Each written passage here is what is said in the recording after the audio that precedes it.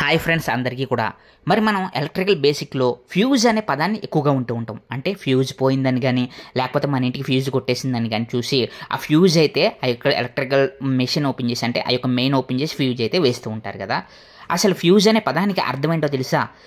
Fuse is a electrical device which is protecting the electrical circuits from the high voltage or high current which is protecting without any damage. డివైస్లో సర్క్యూట్లో కనుక high voltage కానీ high current వచ్చిందంటే fuse అనేది protect చేస్తుంది electrical circuits అనే డివైస్లు అన్నట్లని.